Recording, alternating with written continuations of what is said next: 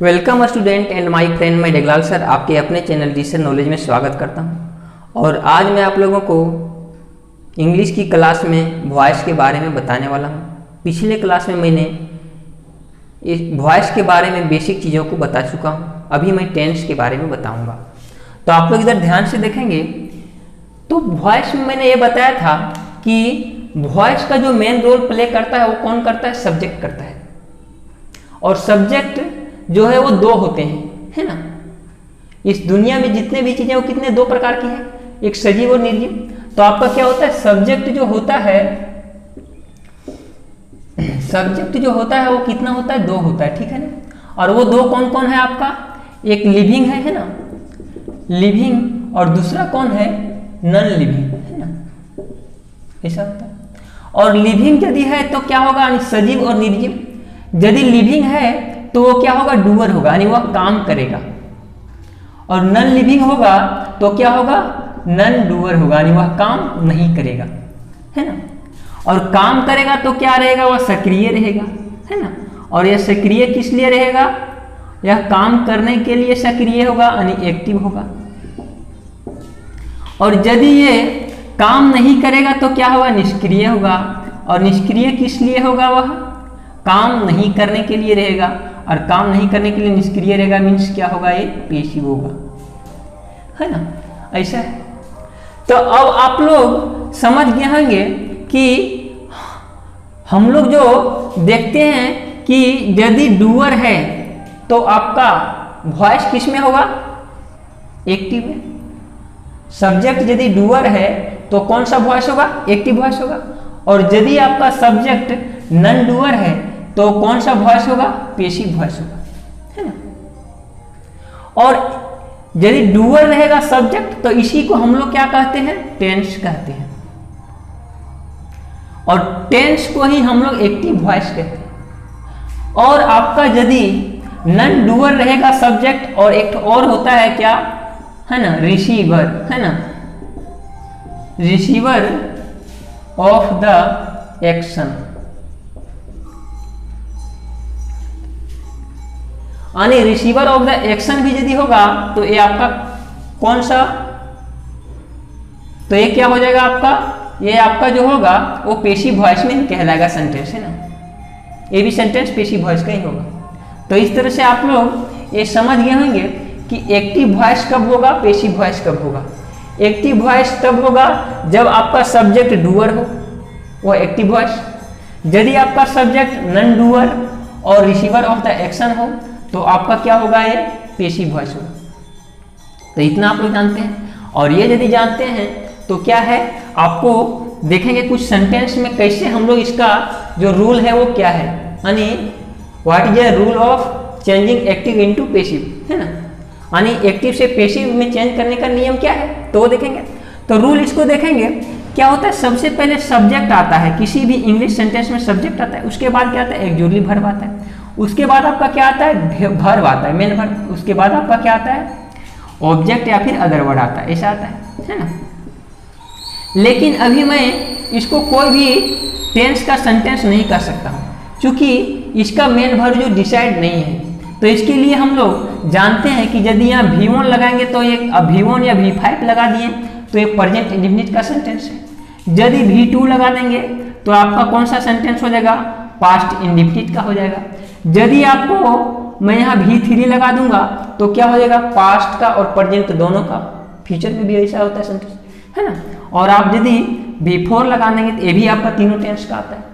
तो इस तरह से आपका अब डिसाइड होगा कि कौन सा, है ना, कौन सा टेंस का ये सेंटेंस है, अब डिसाइड होगा, है ना। तो इस तरह से अब आप लोग समझ सकते हैं कि ये जो हमारे इंग्लिश में होता है वो इस तरह के सेंटेंस पाया जाता है। लेकिन इसको चेंज करना, यदि चेंज करना है पेसिव में, ये अभी क्या है आपका? एक्टिव में, है ना। यदि पेसिव में चेंज करना है तो कैसे चेंज करेंगे? तो इसका रूल क्या है ना, तो देखेंगे। यानी changing into passive, active into passive, है ना। यानी चेंजिंग एक्टिव इनटू पेसिव, है ना। Rule of changing active into passive, यानी जो रूल होगा वो एक्टिव से पेसिव में बदलने का क्या है। तो सबसे पहले क्या होगा कि आपका ऑब्जेक्ट जो है वो क्या करेगा, सब्जेक्ट का स्थान ले लेगा, है ना। ऑब्जेक्ट जो है आपका सब्जेक्ट के स्थान पे आ जाएगा, यानी object takes the place of subject और subject takes the place of object, यानी यहाँ आ जाएगा सब्जेक्ट, ऐसा हो जाएगा। उसके बाद ये जो मेन वर्ब है, सॉरी मेन वर्ब नहीं, आपका एक्जुटली वर्ब, तो appropriate use helping verb auxiliary verb according to tense, है ना। आपका टेंस जैसा रहेगा उस प्रकार का हेल्पिंग वर्ब वाला यूज करेंगे आप। तो आप लिखिए यहाँ क्या होगा, प्लस हेल्पिंग वर्ब या एक्जुटली वर्ब, है ना। और क्या है कि ऑलवेज जो हम लोग यूज करेंगे वो क्या करेंगे, V3 का यूज करेंगे, है ना, V3 यूज करेंगे। और V3 के बाद हम लोग बाय यूज करेंगे, और बाय यूज करेंगे उसके बाद आप जो है वो क्या, ये सब्जेक्ट है ना, तो सब्जेक्ट आ जाएगा, सब्जेक्ट है ना। इस तरह से हम लोग क्या करते हैं, इसका एक्टिव से पेशिव बनाते हैं किसी भी सेंटेंस का, है ना। तो ये आपका क्या हो गया, पेशिव वॉइस में। तो आपका जो एक्टिव से पेशिव में चेंज करने का रूल है वो यही है, ठीक है ना। अब इसी के अकॉर्डिंग जो हम लोग क्या करेंगे, टेंस का टेंस वाइज देखेंगे, ठीक है।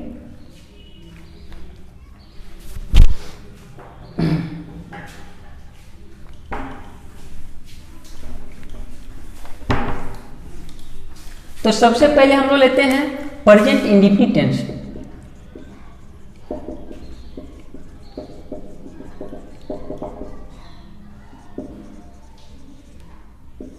प्रेजेंट इंडेफिनिट टेंस, है ना। तो प्रेजेंट इंडेफिनिट टेंस में लेंगे तो क्या है, इधर एक्टिव लेते हैं और आपका इधर पेशिव, है ना। तो देखेंगे इसका रूल क्या होता है। सबसे पहले असर्टिव सेंटेंस का, है ना, इसका रूल ये होता है कि सब्जेक्ट रहेगा, उसके बाद आपका V1 या V5 रहेगा, है ना, उसके बाद क्या रहेगा, आपका ऑब्जेक्ट रहेगा। तो पेशिव में इसका कैसा होता है, तो पेशिव में आप देखेंगे कि क्या होगा, इसका ऑब्जेक्ट आ जाएगा, उसके बाद हेल्पिंग वर्ब एक्जुटली वर्ब, है ना, उसके बाद V3, है ना, उसके बाद आपका क्या आएगा, बाय, फिर क्या आएगा आपका सब्जेक्ट यहाँ आ जाएगा, और सब्जेक्ट जो है सो ऑब्जेक्ट बन के आएगा। और आप लोग को ये जो मैंने पिछले वीडियो में एक वीडियो लाया था, उसमें क्या था कि आप लोग को पर्सनल केस के बारे में बताया ना, subjective case, objective case, possessive case और क्या है पोसेसिव प्रोनाउन, इस तरह बताया था। तो आप लोग जानते हैं कि इसमें क्या होता है, आई का मी हो जाता है और वी का अस हो जाता है ना, फिर यू का यू, है ना, फिर आपका ही का हिम हो जाता है ना, और शी का हर हो जाता है ना, फिर आपका दे का देम हो जाता है। इस प्रकार से मैंने पूरा ये सब बताया था। और ईट का क्या होता है, इट्स हो जाता है ना, ईट ही होता है ना। तो इस तरह से आप लोग को ये बताया पिछले वीडियो में, है ना। तो ये आप लोग जानते होंगे। अब क्या है कि आपका ये असर्टिव हो गया। नेगेटिव यदि लेंगे तो क्या होगा, सब्जेक्ट, है ना, फिर डू या डज और आपका नोट आएगा, फिर आपका V1 या V1 आएगा सिर्फ, है ना, ये V5 नहीं आता है ना, V1 प्लस ऑब्जेक्ट आएगा, ऐसा आएगा। फिर इसको यदि मैं पेशी में चेंज करूंगा तो क्या होगा कि आपका ऑब्जेक्ट पहले आएगा और ऑब्जेक्ट के अकॉर्डिंग क्या आएगा, एक्जुटली वर्ब आएगा, है ना। फिर नोट, यदि नोट रहेगा तो आपका नोट लगाना है ना। और एक्जुटली वर्ब में क्या आएगा वो आपको ध्यान देना है ना। तो एक्जुटली वर्ब में इज आर एम आएगा, है ना। तो इज आर एम आएगा एक्जुटली वर्ब में। और यहाँ भी जो है आपका वो क्या आएगा, इज आर एम आएगा, क्या आएगा, इज आर, है ना, एम, इज आर एम आएगा। फिर आपका V3 आएगा और बाय सब्जेक्ट, ऐसा बनेगा। आप यदि इसका क्या करते हैं, इंट्रोगेटिव बनाते हैं तो डू, है ना, डज, सब्जेक्ट और यदि आपका नॉट रहेगा तो नॉट, फिर V1, फिर आपका ऑब्जेक्ट और इंट्रोगेटिव साइन, ऐसा आता है। तो आप इसको यदि पेशी में चेंज करेंगे तो क्या हो जाएगा आपका इज आर एम प्लस आपका क्या आएगा, ये ऑब्जेक्ट आ जाएगा, है ना। फिर क्या होगा, यहाँ नोट रहेगा तो नोट आएगा, नोट नहीं रहेगा तो नहीं आएगा। फिर V3 आएगा, फिर बाय आएगा और आपका सब्जेक्ट आ जाएगा और इंट्रोगेटिव साइन आएगा। इस तरह से बनेंगे, है ना। फिर आप देखेंगे कि यदि WH फैमिली से लेंगे तो क्या होगा कि आपका व्हाट, व्हेन, वेयर, ये सभी WH family, direct WH family को, है ना, WH, है ना, इस तरह से आया। उसके बाद आपका डू या फिर डज, है ना, डज आता है आपका, डू या डज आता है। फिर सब्जेक्ट नॉट रहेगा तो नॉट, फिर आपका V1 और ऑब्जेक्ट, लास्ट में आपका इंट्रोगेटिव साइन आता है। तो इसको फिर चेंज करने के लिए ये जो WH फैमिली रहेगा वो WH, है ना, इस तरह से रहेगा। और आपका यहाँ हेल्पिंग वर्ब के रूप में इज, आर, एम आएंगे। फिर आपका क्या हो जाएगा, ये ऑब्जेक्ट जो है सब्जेक्ट बनेगा, है ना। और फिर नोट रहेगा तो नोट आएगा, नहीं रहेगा तो नहीं आएगा। फिर V3 आएगा, बाय, और फिर आपका सब्जेक्ट और अंत में इंट्रोगेटिव साइन। तो ये जो है वो आपका, ये जो है वो आपका प्रेजेंट इंडेफिनिट टेंस के एक एक्टिव से पेशिव बनाने का जो है सो रूल्स है ना।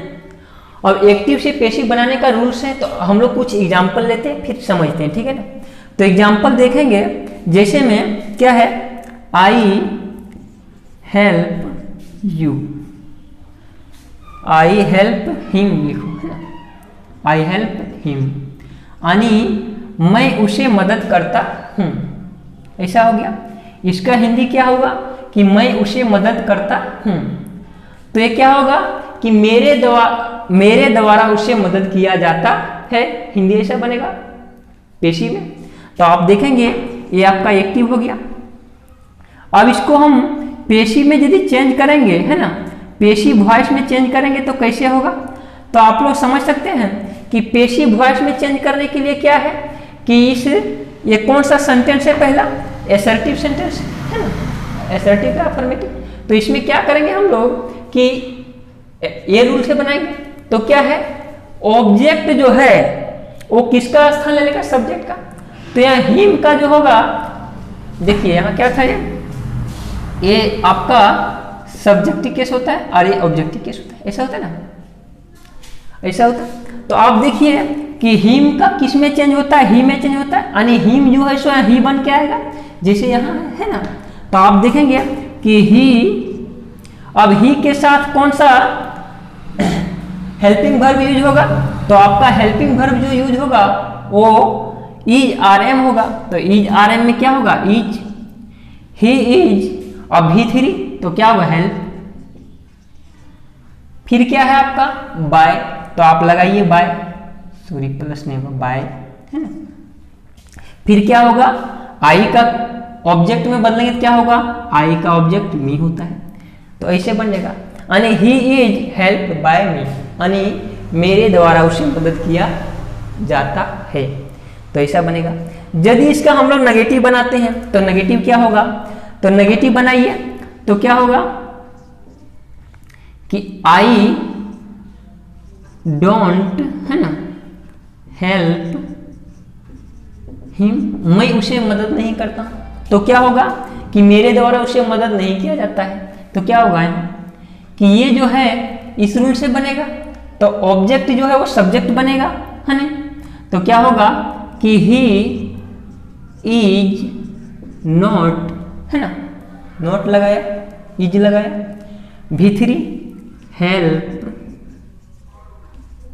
बाय, आई का क्या हो जाएगा, मी, तो मी हो जाएगा, है ना, ऐसा हो जाएगा। और ऐसा बना लेंगे। फिर यदि आप इसको, ये आपका एक्टिव है, फिर आपका ये पैसिव है। फिर आप यदि इंट्रोगेटिव बनाना चाहते हैं तो कैसे होगा, तो इंट्रोगेटिव बनाने के लिए आप देखेंगे कि क्या होगा कि डू आई हेल्प हिम, यानी क्या मैं उसे मदद करता हूँ। तो इसका ये एक्टिव वॉइस में है, आप पैसिव वॉइस में चेंज करेंगे तो क्या होगा, तो हिम जो है से ही बन के आएगा, तो ही के लिए हेल्पिंग वर्ब क्या होगा, इज होगा, तो इज, है ना, ही इज ही नॉट नहीं है तो नॉट यहां यूज नहीं होगा, है ना, हेल्प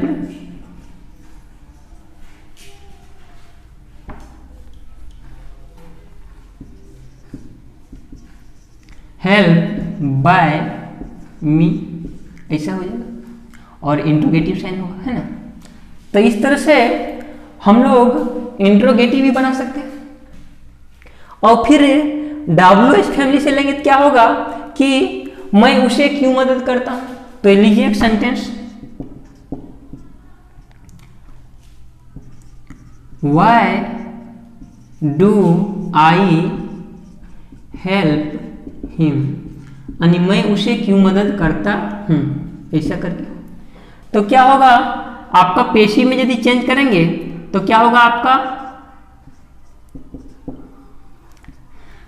वाई का वाई रहेगा, है ना।